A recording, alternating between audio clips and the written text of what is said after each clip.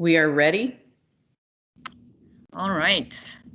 Well, good morning, good afternoon, everyone. Welcome to our next quarterly executive briefing with New Resources Consulting. My name is Anastasia Chapik. I'm the Vice President of Sales here at New Resources. And first of all, I just want to welcome everybody and thank everybody for spending the next hour with us this afternoon. So we have a great presentation and a fantastic presenter with us today. So John Bartucci is the Vice President of Connected Products at the Padlocks company. And we all know Padlocks as a almost 100-year-old manufacturing organization. So John has been working and leading the team for the last 10 years, driving the digital transformation journey of that organization, launching a series of electronic access control products, and it's really a fascinating story. So John is going to walk us through the learnings, issues and challenges that they have experienced as part of that journey, and as well as some of the best practices that they developed over that period of time. So before I hand it over to John, let me just cover very quickly a couple of logistics. So everybody right now should be on mute. So please do not unmute yourself in the middle of the presentation. We will unmute everybody at the end, or you can unmute yourself after John is done for the Q&A. So we will definitely have an opportunity to ask questions. And I would encourage everybody, because the subject matter is so interesting and the story is so fascinating, that you think through a couple of questions that you have for John to address. You also have the opportunity to ask questions via chat throughout the presentation. So we will address all the questions at the end. So we'll go through chat first, and then you'll also have an opportunity to unmute yourself and ask questions of John live. So, and the last thing, so this event is recorded. So you will get an opportunity to have the recording of this presentation, as well as the summary of key outcomes that will be circulated to you early next week. So with that, John, I'll hand it over to you. All right. I'd like to thank Chris, Max, and Anastasia for inviting me to share our story with you all today. I appreciate you all taking the time. I know this is a different format than what we're used to, and I'm getting used to it too. I've done this a few times this year, so hopefully it's informative for you, and you can have some questions at the end. So at Padlocks, like Anastasia said, I run our connected products business, which we started about 9 or 10 years ago when I arrived at Padlocks as a consultant. Having come from prior experiences that include Motorola, 3Com, I did some consulting, and I did a startup at one point. All of those experiences I was able to leverage as we embarked on this journey. And we're really excited about the business that we've built here and our IoT platform. We're thrilled, honestly, with how companies around the world are deploying electronic padlocks in very unique ways. You see, there's really no way at Padlocks that we can envision how padlocks might be used. But I can tell you that with this system, because of its capabilities, it's really allowing customers to rewrite their operations manuals and really explore new business models to give them more control over who is accessing what and when. So in 2011, I was consulting at the Padlocks company, and our leadership gave us the directive, make something digital. And we thought, all right, well, that's cool. We're engineers. We can figure this out. Feels like we have a blank check, except for the fact that we didn't really have any direction. And so we thought, well, maybe we should consult this manual and we'll get some product ideas we can build in a weekend. Or this guy, he wrote up 40 different songs about digital products, and we could use that. Or maybe we should just wander around a little bit until we figure out something. And honestly, as silly and as dumb as that sounds, and it kind of makes me laugh, honestly, because I was there. And reality really wasn't far from these graphics. This was a time where we knew we had to move the company forward. And we did have a few ideas. But the actual plan or the details really were yet to be discovered, as you'll see. And ultimately, we did find a viable path that started us on the journey to where we are today. And that's really kind of my first key takeaway point. It's really helpful to know what you're aiming for. This is where our story begins. I'll take you through some of the highlights of our journey to where we are today. So we'll talk a little bit about how we built our strategy, how we aligned the company to really embrace this, our focus on quality and how that changed over time, and then finally our relentless pursuit of really the user experience and the value-added solutions, leveraging the platform that we've built. So let's talk a little bit about strategy. Hopefully many of you are familiar with or may have seen at some point this really iconic shot from the 1974 Super Bowl. This one picture, I think a lot of people have seen it, and it really emphasizes what we're all about. And by the way, we're celebrating our 100th year birthday in 2021, and we'll be putting together some exciting events around that milestone. But over the past century, our brand has conveyed peace of mind and security to millions around the world, as you can see by the number of locks that we produce and sell every year. So when you think about strategy, you have to understand what your brand stands for and then what your brand will allow you to do. And this is really especially important when you're embarking on an IoT endeavor at an old manufacturing company. Your solutions have to fit with your customer expectations, at least in the beginning. It's helpful. If the strategy and the solution are misaligned with your mission and vision, you're really more likely to repel than attract customers. So for example, in our beginning, when I said we were kind of wandering around trying to figure out what to do, we actually engaged with a startup in Australia, building battery-powered Wi-Fi cameras. Very cool idea, a little bit ahead of its time, but not really something that the MasterLock brand would have permitted us to bring to market. We would have had to spend, I think, millions in marketing to convince people that we were really in this space. We almost did a deal with a company building mobile phone antivirus software. I personally found this one. I called them up. They were in Denmark, and we actually flew over there to go visit with them. Now this one was I really liked it from a software perspective because it had a great architecture that we could really buy into.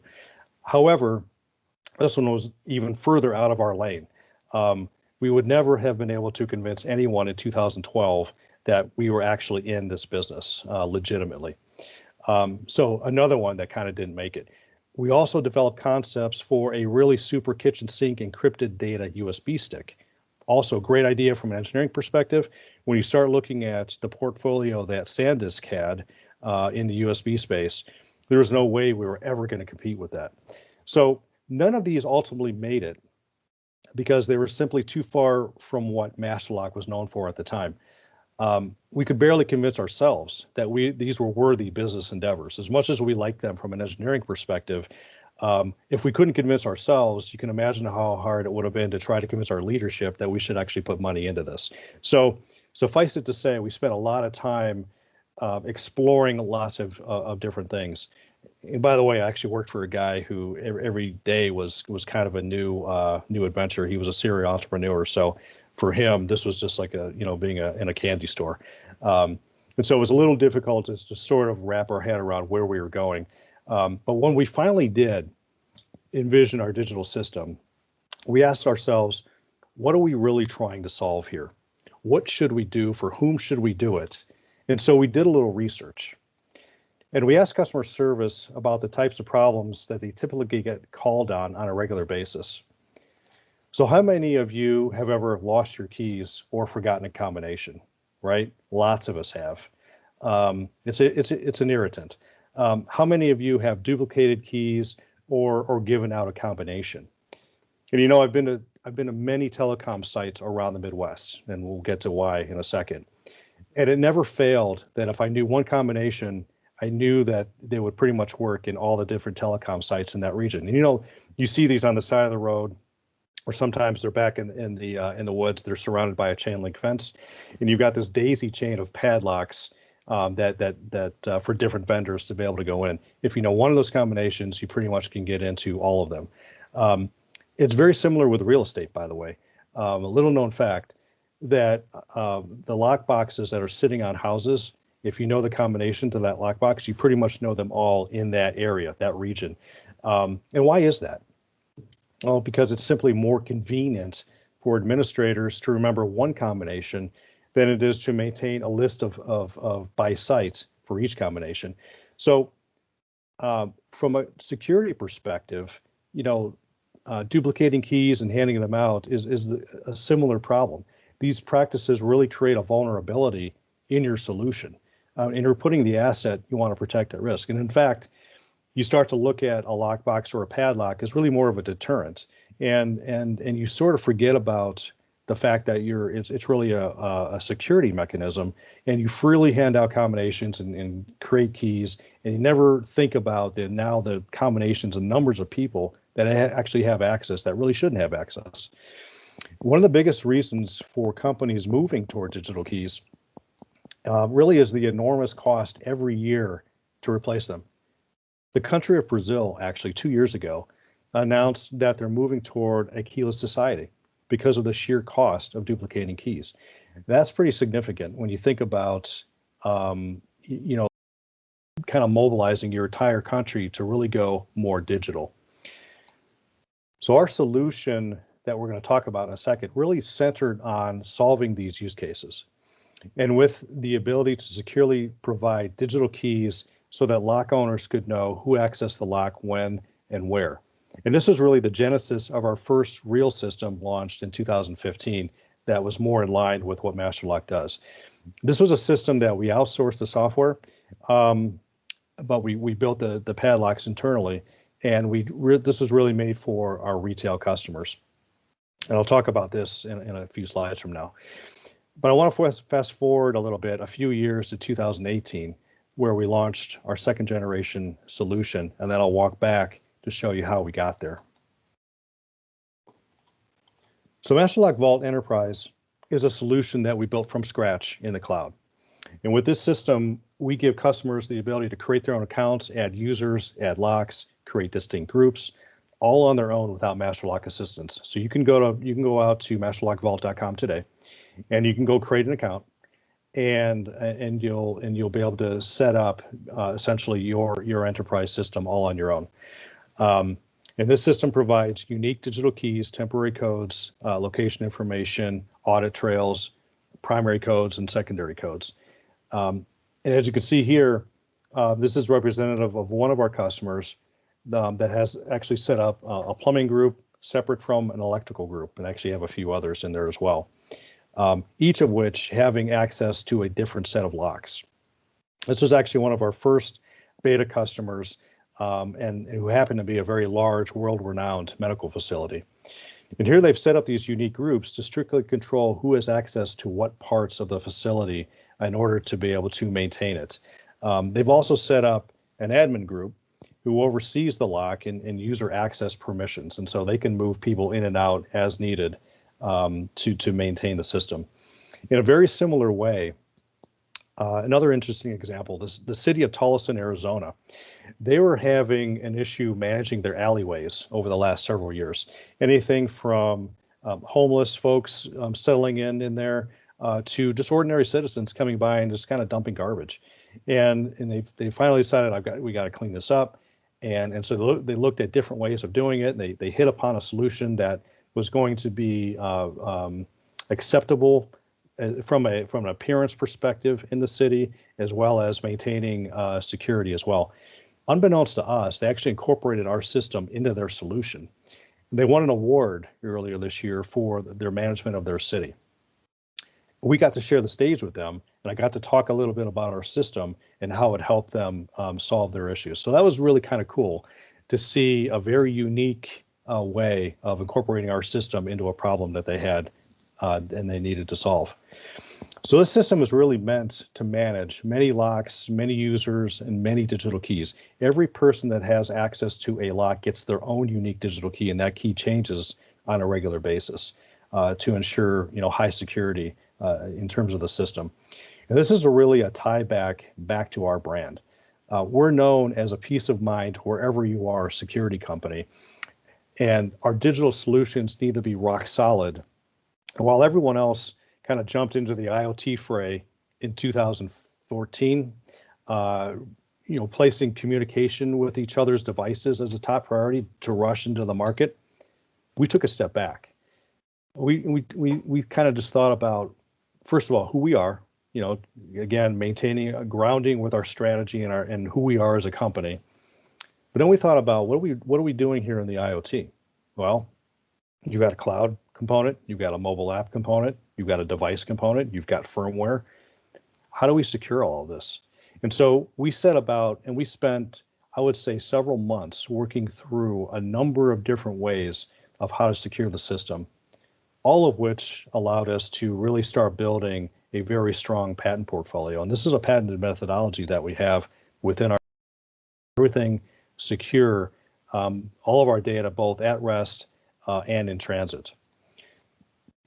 Now, I mentioned it about a slide ago that the road to where we are today wasn't exactly straight, but it was filled with a lot of key learnings along every step of the way. And so, we talked about some of the projects that we didn't do, and there's the trash heap's a little bit bigger than just those three.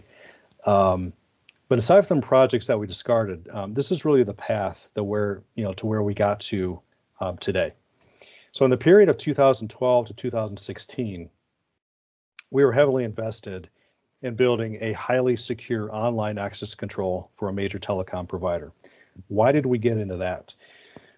A couple of reasons. One, we did have some contacts from a couple of us had previous experience in the telecom industry, and so we had some contacts. We learned from them that they were having issues in terms of break-ins in their cell towers.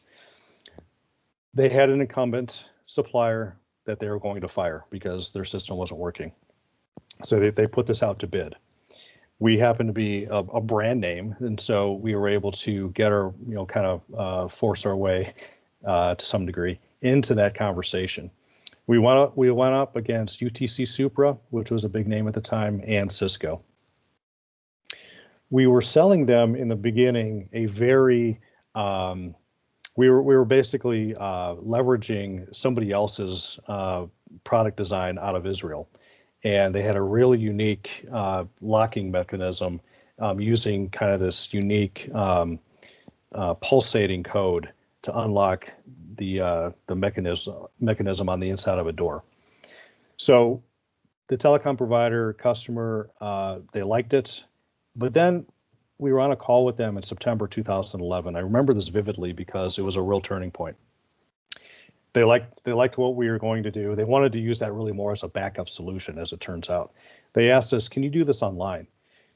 And we said, what do you mean by online? And they said, well, we have this IVR, this interactive voice response unit. We'd love for a technician to be able to come up to the door, call into the IVR, get a code, enter the code in on the keypad, and get in. We have an audit trail. We know who did it, and so forth. So we put them on pause, and we talked about it for like 30 seconds. And we said, yeah, we can do that. And we took them off on mute, and we said, yep, we can do that for you. And so they said, great. When can you show it to us? We said 3 weeks. So it was really a bold move because we didn't have a clue. However, that's become the nature of the DNA of the group that we've built. We're scrappy in that way, and we're willing to take on challenges. As soon as we hung up, we went down to Best Buy. We bought a router because we needed to, a connectivity piece. We took it apart. We figured out how to add a daughter board in there to be able to talk to a prototype locking mechanism that we'd been working on. And in 3 weeks, we demonstrated that we could have this online controller receive a code and unlock the locking mechanism. It was really a feat of entrepreneurship. They bought into it. So now we're really on the hook to go build this. We got funding from our parent company, and we put together basically these controllers, which are essentially like routers. And we made our own boards, and then we connected that up to the locking mechanism, and then we built software. And in March of 2012, so literally 6 months later, we put our first system online, where the software was literally sitting in Texas behind a firewall, and we had punched through the firewall, created a secure connection out to this device that was sitting in a cell tower in Elgin, Illinois. So it was really a feat of getting something and grabbing onto it and working with that. Over time, we secured over 15,000 cell sites, and we generated a lot of top-line revenue for this business. We ultimately exited the business, however, in 2018, simply because the operations of it were still really far away from what Master Lock does. Knowing what we do, right? We make padlocks, we make lock boxes, we make all of these kinds of things that you see in Home Depot or Walmart. This was really something that was so far to the left that Master Lock really couldn't embrace it that well, and it was really all on our team to service it. So challenging, but we learned a lot from being able to do that. Not only that, we made some money to invest in ourselves. Now, while we were doing all of this, the stars were aligning for us to do something much more closer to home when the IoT started really becoming a thing about 2014, where networks and mobile apps were starting to mature, where sensors were getting smarter so that we could make dumb objects talk. And for us, the critical linchpin was low energy Bluetooth being available really in phones. Because for us, when you're considering putting electronics into a very small package, you need a battery to run it. And you can't have a big energy drain due to the radio technology that you choose. And so Bluetooth Low Energy really gave us the opportunity to think differently about some of the technology we had built for the telecom industry and really pivot it more toward something that was more in line with what Master Lock does. So those two projects, talking now about e-locks and telecom, they really enabled us to develop a significant digital patent portfolio in the portable access control space. And the learnings from e-locks really prompted us to start on this journey toward Vault Enterprise as we learned that small to medium-sized businesses were actually getting into and buying locks and using the e-lock system. While we had originally built it for consumer use, turns out that we had found a niche with small to medium-sized businesses. And so we pivoted our technology from telecom, from the telecom solution into the Vault Enterprise, and we became much more in line with the kind of peace of mind security company that Master Lock really stands for. And it kind of seems that we were circling around this idea of portable access control for a number of years until we really finally honed the message of simple and convenient portable access control for both consumers and commercial customers.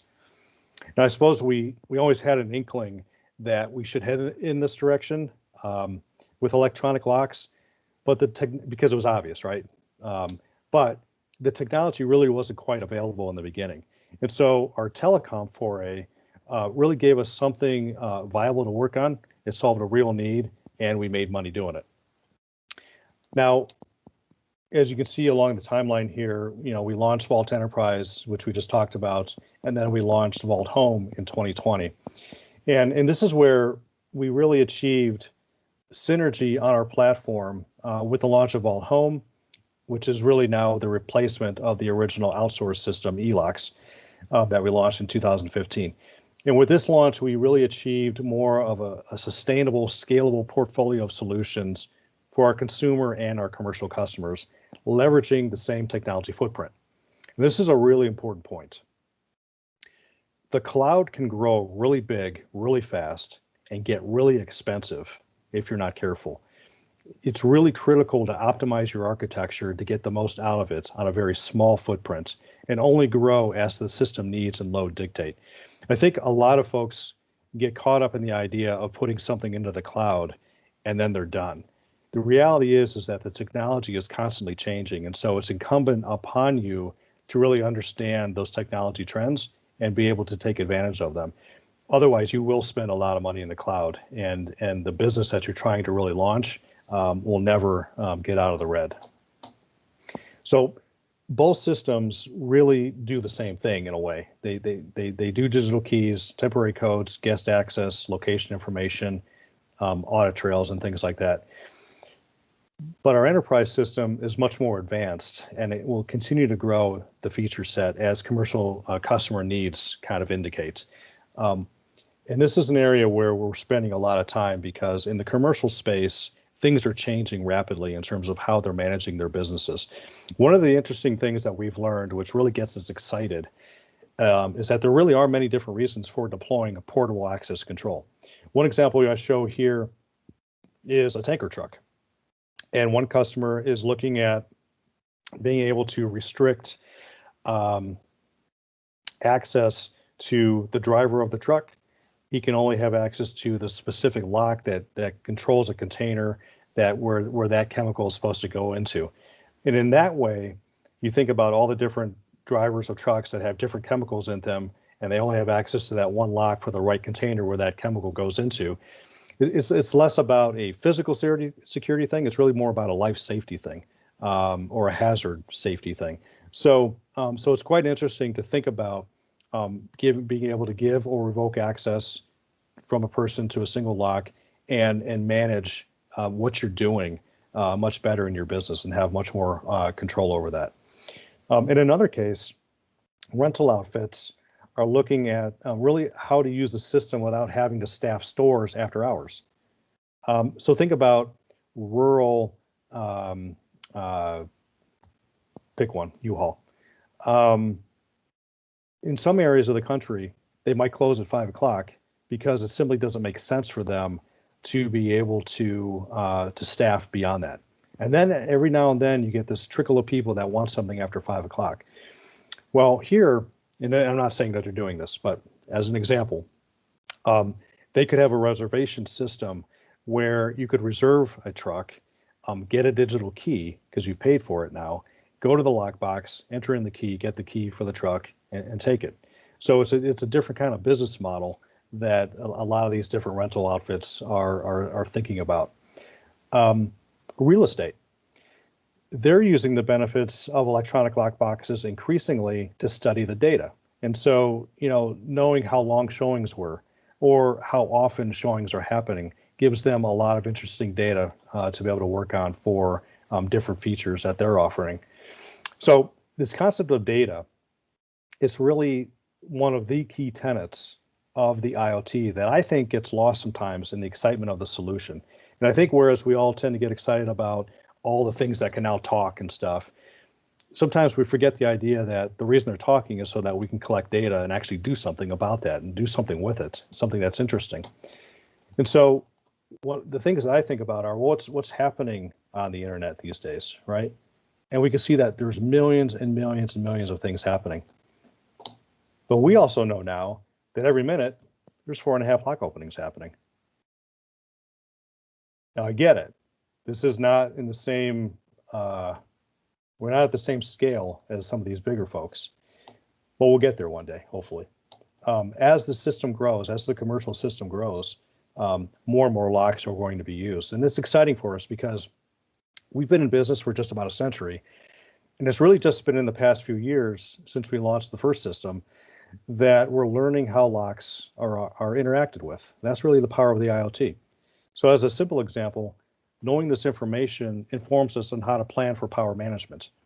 It helps us to plan for cycle testing to improve our overall durability of the device. Have you ever wondered why sometimes you see padlocks from the 1940s? I don't know how many of you have seen those, but I have, because we have customers that send pictures of them to us. And in fact, my grandpa had one too that I inherited. The reason they last so long is because of the way we build them and the way we test them. We make certain assumptions as to how often locks are going to be used or in what conditions they're going to be used in.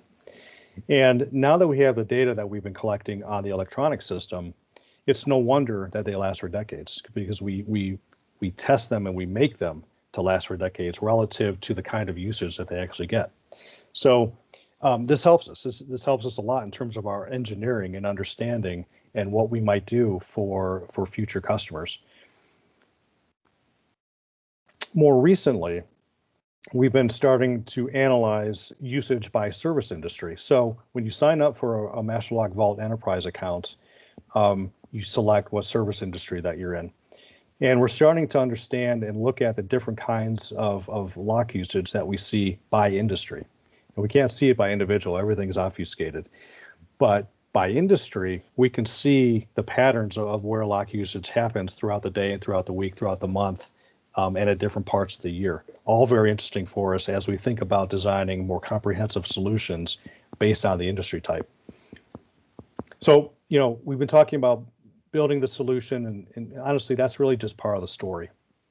to enable success, the company really itself has to embrace change and grow with the opportunity. We talked about, we had something successful going in telecom, but the company itself never really got around it. And so it's really critical to think through as you're going along, is this going to really fit with our company? We were lucky in the sense that we were able to pivot. It's more helpful to think through ahead of time what the company needs to have to do to be able to support your new endeavor. So let's talk about a couple things when we talk about aligning the company. We'll start with the technology part first. Why? Because even after all this time, I still get asked a lot internally how we should do development and if we should outsource more. And this question honestly used to sort of raise my hackles a little bit because we've been down so many paths and we've proven the right way to do things. But then as I started to reflect on this question over the last few years, I realized that things aren't static, things do change. And so the idea of insourcing versus outsourcing really is not an either or discussion. It's really a hybrid discussion, as I'm sure many of you know. What you want to do is you want to maintain core competencies in-house. It's really your secret sauce. And you outsource in the areas where you don't care to have expertise or you're new to an area and you're just trying it out. In the case of our first offering, this was really new territory for us. We also felt there was a time to market factor. I'm not sure why we thought that, because it was still very, very early in the whole electronic, portable access control space, quite honestly. But we felt like, well, we're kind of the big name. We should be the leader in this. Turns out it was a good idea. But, to do that, we outsourced our software to get into the market. We built in-house the electronic padlocks. After proving that there was a market for what we were doing, we knew we had to develop really those core software competencies in-house and really pivot toward this area since it was much more aligned with what Master Lock does. So the things that I kind of think about when it's, insourcing versus outsourcing, I think a key thing you got to think about is who's going to support it after hours. And when I say after hours, I'm talking the middle of the night, weekends, holidays, all of which we had to do when we didn't really think through a lot of these things, early on. And when you outsource major functions like software, the stuff that people are interacting with, you really do have to plan to pay external resources to be available to troubleshoot in these different hours. And those will cost you a lot of money. I think you insource talent when you recognize that there's value in building and leveraging a platform, hardware, software, hopefully both. And that it's a market that you can win or want to win in. And then where the skill sets are really critical to your business strategy.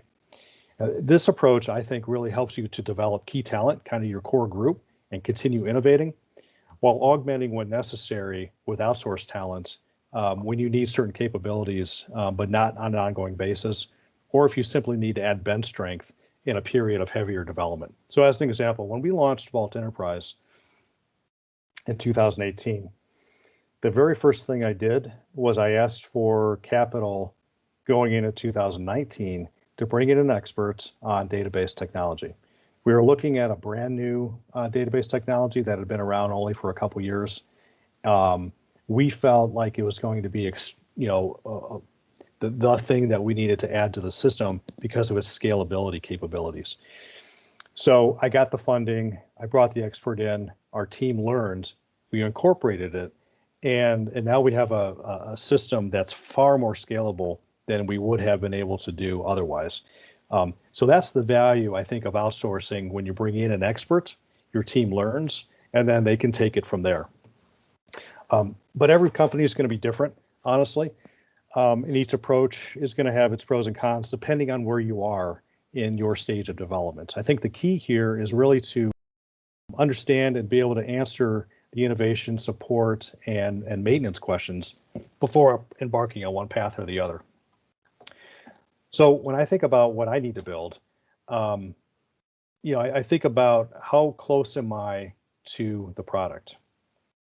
the closer we are to the hardware and the software, so here, firmware, cloud, the mobile app, the actual hardware, I think you need to invest in those core competencies. These are the areas that you really want to be able to innovate on internally. Then I think there's other things like, you might have a voice integration, you might integrate a camera into the solution, you might have analytics or payment modules. Your internal team really should design how these should fit into your ecosystem, but there are better players outside that do those things they do for a living. And it's really well worth doing an integration with those players to make them really good partners in your ecosystem. Then I think there's services kind of down below, the security validation, testing, certification. These are all the things that you need to bring the system to life so it could be launched. And there are definitely industry experts that are better to rely on than having in-house expertise. Again, for the same reason, this is what they do for a living. It's better to go pay them to be part of your launch team, if you will, to get the system out the door. Let's look at a couple other functions here. And as I said, I think it's one thing to build and make a plan for the technology. Honestly, I think that's the easy part, quite frankly. But you really have to know your organization. I think you got to be realistic about the skill sets you have in-house and what gaps need to be filled in order to achieve what you're trying to achieve. So marketing, marketing for a system solution, it's really it's a different kind of sale. It's a different kind of marketing than just for a padlock when you're trying to sell a system. The buyers are different. The decision makers are different. The capital outlay is different. So here we brought in some digital marketing skill sets to really help us reach a different audience and target them differently.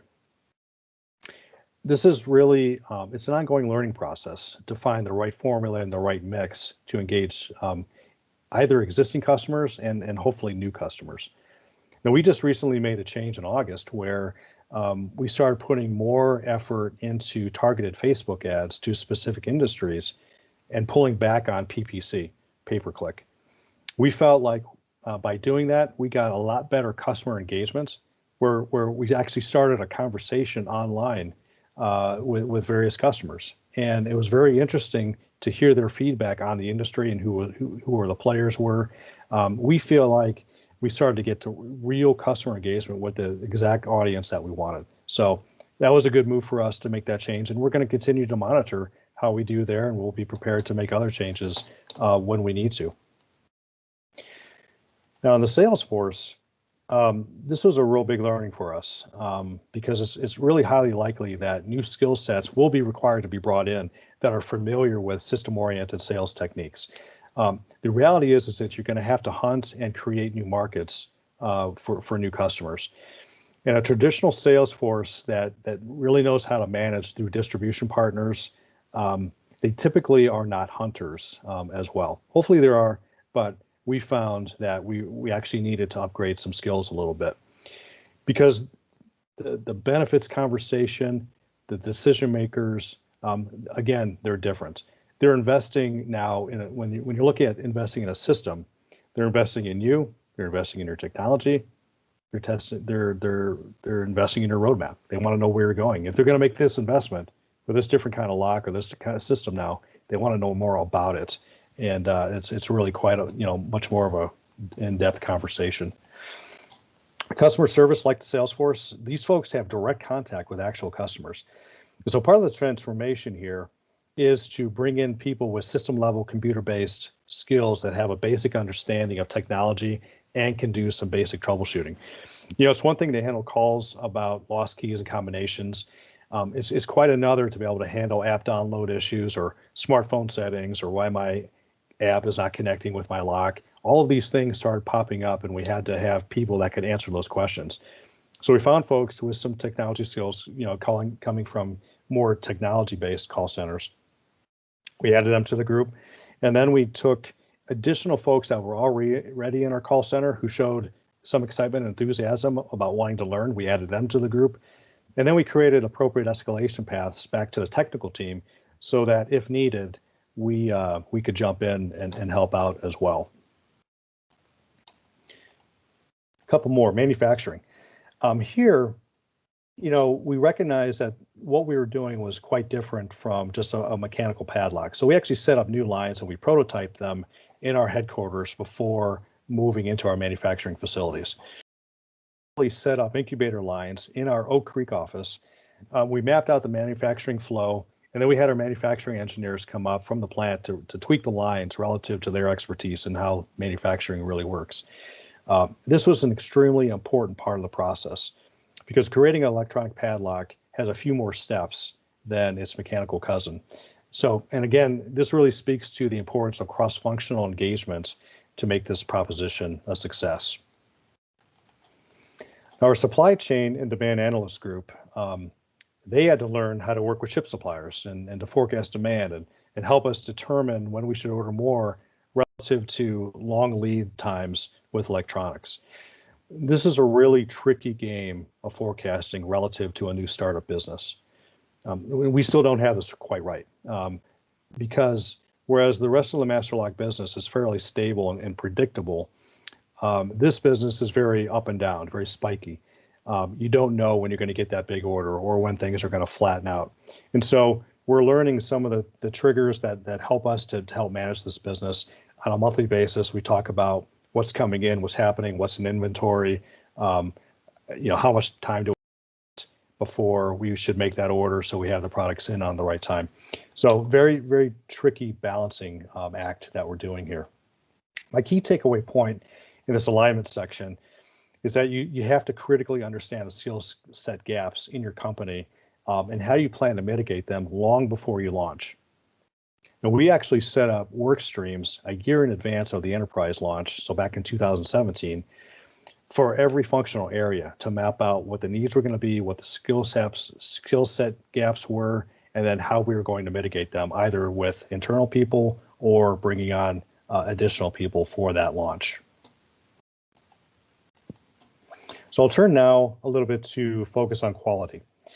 One of the things that I was most concerned about, honestly, was how we were going to test our mobile apps and ensure global coverage. So in the beginning, I was considering hiring a firm and throwing lots and lots of testers at it to do functional testing, which is really the same kind of testing my internal team was doing, but on steroids. And I realized that this really wouldn't solve the problem of testing on telecom networks around the world and ensuring that we had good coverage in order to be able to deliver digital keys to the mobile. The crux of the system is really all about being able to deliver digital keys. So you have to have good network coverage. So I had this conundrum, and one of the guys on my team had actually heard about a company called Applause, and he'd actually been telling me about it for a while, and I wasn't listening, mainly because they do this unique way of testing in the wild. And what I didn't want to send my still under the radar new padlocks and lock boxes out to these testers I didn't know around the world. I didn't want them playing with our software. I was afraid of it getting into the wrong hands and so forth. Nevertheless, and honestly, I kind of thought it was a fad. And then I thought he was just trying to be kind of a maverick. But long story short, I had them in to pitch their story.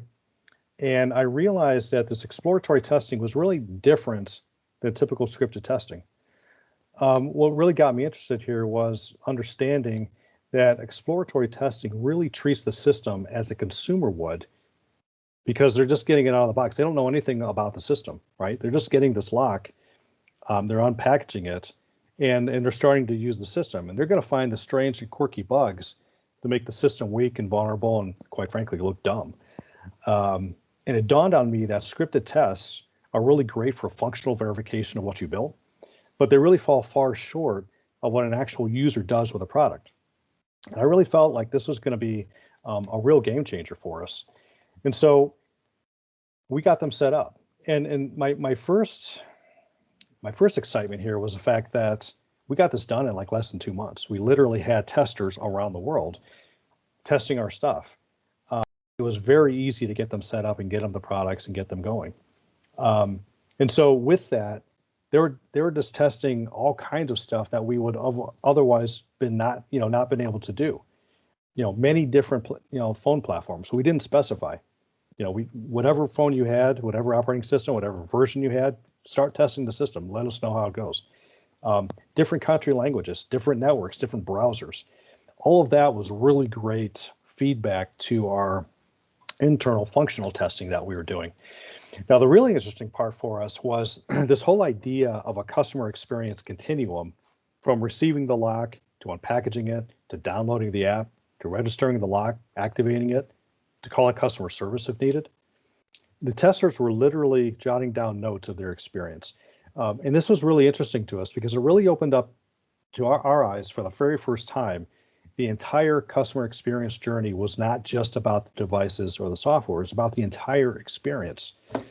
We ultimately made applause testing a requirement before every launch, every new release, and before we enter into every new country, because the feedback we were getting from the testers was so valuable to us. So MasterLock Vault Enterprise is global, so is Vault Home. And applause has been there every step of the way for us. And there was this time early on in South Africa, honestly, where a customer was having an issue. Now, this is with our e-lock system, 2016. We had no idea that a customer in South Africa had found our system, it was using it. Story short, they were having an issue. And my typical brute force method has always been, well, I'll go myself and I'll take a few people and we'll go troubleshoot and figure this thing out. However, one of my guys that I was going to bring with me, I found out through this that he doesn't like to fly. And so he suggested, why don't we call Applause and see if they're available? And I was thinking, well, I'm not sure why they would be, but we'll give it a shot. Well, sure enough, they actually did have testers there. We were able to set them up with the right, locks and things. We got them the exact same mobile phones that our customer was having an issue with, and they were able to get the data that we needed to understand what was going on. Quite honestly, that was such a relief to be able to call on Applause and have them do that testing for us. It was a major part of our success in going global. So today we have customers in Qatar, Asia, South America, Europe, of course, North America. And we've made it a requirement that Applause tests everywhere for us before we launch into a specific country.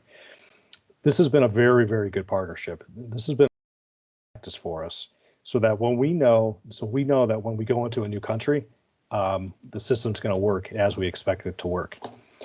So over time, we began to expand our thinking on how we were testing our system. And we actually had Applause come in for a few hours. We called them up and said, hey, love to bounce some ideas off you. Can you spend some time with us? They did. We whiteboarded a bunch of stuff up. And this is really the result of that. And this is what we call our IoT testing best practices at MasterLock. And so the way this works is sprint number 1 software, we'll do functional testing. And we may do regression testing on the production code in the QA environment to see that sprint 1 didn't break anything else. Sprint 2 comes along, same thing, functional test sprint 2, we'll regression test sprint 1 and sprint 2 against production code. Sprint 3, same thing, except this time there might be some more substance to it now, where we can start to do exploratory testing. And we keep going through the cycle, through all the sprints that are needed before the next launch, so that by the time we actually launch, we've tested this thing multiple times, and we're very, very confident that we're ready for launch. And so we do those 3 things. We've automation tested, we do performance testing to test the limits of the system. Security testing is in our DNA. And so I use actually multiple vendors for security testing because I like to get different perspectives on how different security experts look at vulnerabilities. And so that's been extremely useful for us to be able to incorporate them into our design plans. It's also been very good for our developers to develop even better defensive coding techniques. So security testing is a big part of what we do. Applause is one of our top suppliers here, but I also use others as well. Accessibility testing. This is something new that we added early in 2019, and it's really specifically for ensuring that disabled folks can be able to use our system. We've also found that it helps us to understand if the system is usable and intuitive for others as well. And it's really this accessibility piece that I think really speaks, to to the overall, high quality digital experience that we want to offer to our various customer segments. One of the things that we recognized on this journey was that we can build the greatest digital locks in the world, but if the app or the web experience is poor, then it really doesn't matter how good the locks are. Now, I say that as a software guy, right? And as much as I love to believe that, the reality is that the locks really worked great inside of a really, really clunky software experience. So we're really kind of lucky that our customers were forgiving of our first attempts at software. But having said that, because they stuck with us, we knew that we were on the right track. We had validated our strategy and our niche that we were going after. So our launch of Vault Enterprise really showed a considerable maturing in our approach to the user experience as we incorporated, a lot of feedback into the offering, and we have great rave reviews on both that system and on the Vault Home system. So I think a key takeaway point here is, really listening and incorporating and showing that you care. Customers will speak volumes if you listen to them. They'll speak more if you incorporate what they're saying, assuming it makes sense and is part of your strategy. I think the other part here is to, the takeaway point is to be open to something different, something new. I think be willing to explore and discover. It's ironic that I was the evangelist at MasterLock trying to push this thing forward, this new, brand new digital cutting edge stuff. But I was fairly stuck on the idea of doing traditional testing to accomplish our needs. Once I relinquished those thoughts, the world really opened up in terms of possibilities for us. And it's really a critical part of who we are now in terms of being open to new and different ideas. So another area of critical importance is this whole design of the UX. And, as technology becomes much more natural, much more human, much more ubiquitous, I think users see less of the UI and they expect more of an intuitive and integrated experience. I think up until recently, those of us in the tech industry, we've really viewed the disciplines of UX and engineering as separate functions, where one hands off to the other sort of thinking. And I think as digital and physical merge, it's important for designers to think about the seamless integration of one to the other and back, to the point where the user doesn't really know which part of the system is actually doing anything. It's just happening for them, very, very natural. And I think you have to allow each, the physical and the digital, to do what it does best, while enabling a very convenient and seamless and natural interaction to take place using the best tools available for the job. So those tools, they could be voice, they could be swipe, they could be gesture, they could be touch. But whatever it takes, there might be more than one that delivers a really nice experience. It's important for us to think through that before we put the system on paper and then actually build it. Our goal at MasterLock is to continue innovating on a really seamless, natural experience and still deliver the best possible security possible and available. And this is an area that we really spend a lot of our time on now. In my closing thoughts, you really do have to be relentless internally to keep building on your vision. Remember, many traditional technology companies, this digital stuff is different than just building products, mechanical products, and kind of just shoving them down a channel. It's a fundamental shift in how business is done. And that can mean a lot of different things to different companies. Personally, my personal mission is to develop recurring monthly revenue models by giving the hardware away and charging for the system usage. Now, this used to be close to heresy at MasterLock, quite honestly, when I started talking about this a few years ago.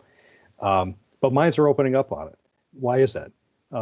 Even our senior leadership now looks at this as an opportunity to drive a multiplier on the stock price. So I think when you have a vision and you believe in it, and you should be persistent about it. There's a lot of opportunities to, once you've built your system, you've got runway to innovate. You got to keep the pedal to the metal and really drive this thing. I think whatever those things are that you're most passionate about toward driving in the future, I would encourage you to be absolutely relentless about them. And I think you got to be creative. I think you got to be unflinching and don't let status quo kill really good ideas. So with that, yeah, I appreciate your time.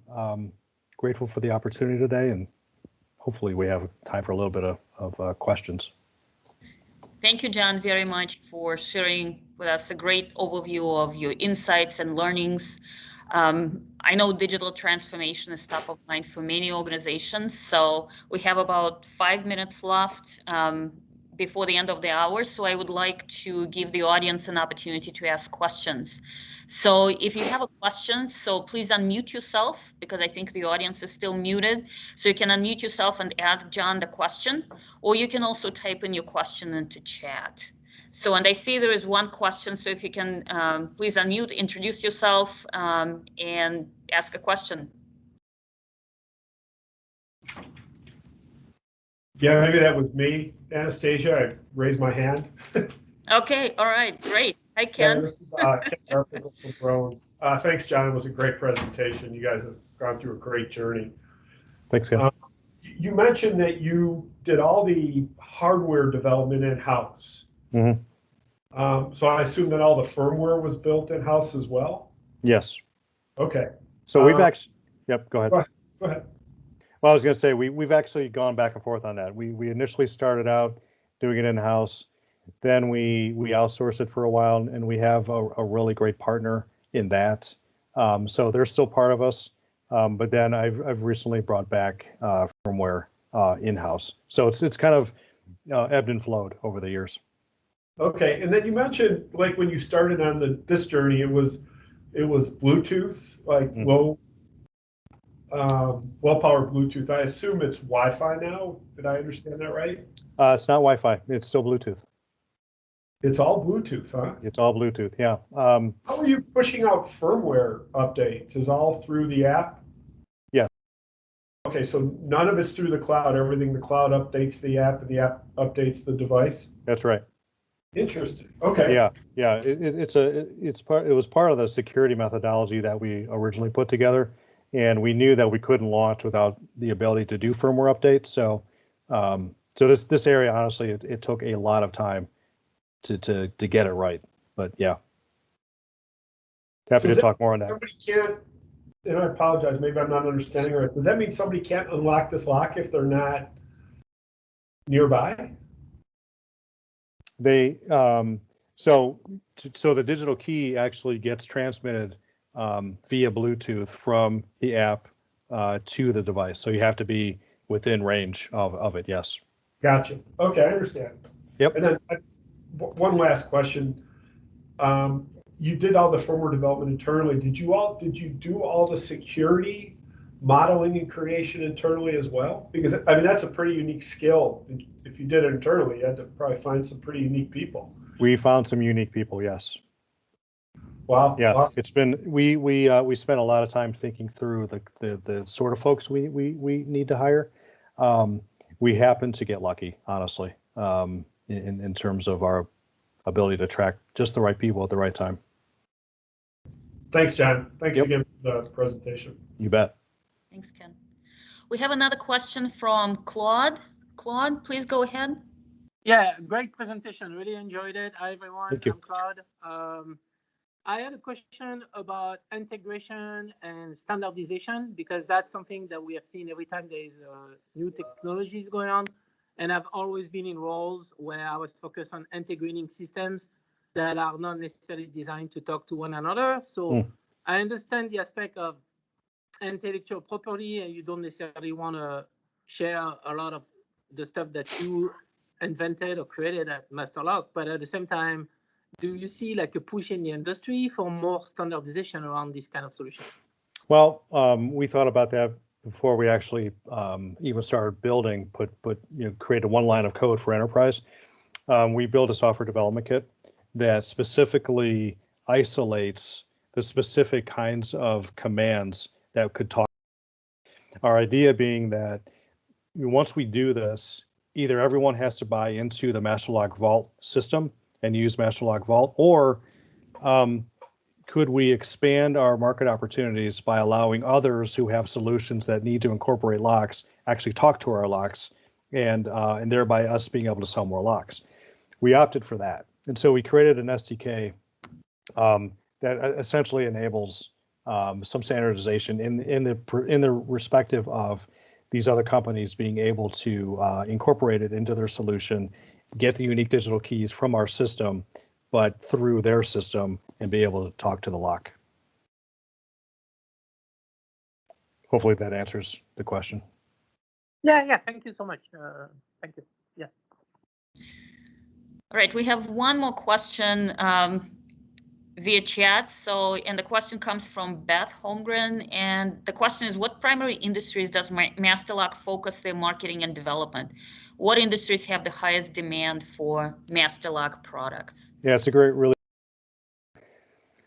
core Masterlock, we sell everywhere. So, so Home Depot, Lowe's, Walmart, Amazon, for the consumer side. On the commercial side, largely through major distributors like Grainger, MSC, Fastenal, and others. And we sell to all industries. It's construction, manufacturing, real estate. Trying to think of some of the other big ones. Education, higher education, anywhere that somebody needs to lock something up, you'll find our products. On the connected product side, we're focused a little bit more on manufacturing, is where we're finding a lot of interest as they kind of change their operations. We're finding a lot of interest in real estate because of what the system is capable of doing. We're also finding interest, construction seems to be very interested in kind of changing the way they do things as well. All right. Great. John, thank you very much for all your insights, for answering the questions. So we're at the end of the hour, so we're going to wrap up. So a couple of things that I will mention before we let the audience go. Obviously, as I mentioned, the recording is going to be available. The outcomes of the presentation will be available to you via email early next week. I also want to mention that the executive series is actually part of our ongoing Educate and Connect effort that NRC is putting together. So we have 2 upcoming events in the months of October and November. So some of you might be aware that October is considered the Cybersecurity Awareness Month. So we actually have a cybersecurity roundtable scheduled for October 27th. So it's going to be at 4:30 p.m. It's a virtual roundtable, but these are usually smaller, more intimate, more networking type of opportunities for people to get together and discuss. So the cybersecurity roundtable will be facilitated by the Chief Security Officer of TierPoint, Paul Mazzucco, and it will be a very interesting discussion, really, on a topic that is top of mind for many organizations. So please join us. The next event that I will mention is our last executive briefing for this year. It's going to be on November 19th, and it will be facilitated by the organization called Thrive, and is actually going to be more on the softer side, on the softer topic. So it's actually around change management, and the exact title of it is "The Business is Changing, Am I?" So to really, we've all been through lots of different changes as organizations and as individuals this year. So it's really a good kind of wrap up to the year and stepping into 2021 for what we need to be thinking about to better align ourselves in preparation for 2021. So again, November 19th, over lunch hour, 11:30 to 12:30. So please join us. Would love to have you. And the last thing I will mention, so all of you will also receive a feedback form on the event today. So please spend a minute, fill it out, let us know how it went, give us some feedback, and also give us some ideas for future topics that you would love to hear about. So John, thank you very much again. Great discussion, great presentation. Welcome. Thank you everybody for being here with us this afternoon. And we hope to see you all very soon at our next event. Thank you, everyone. Thanks, everyone. Thank you.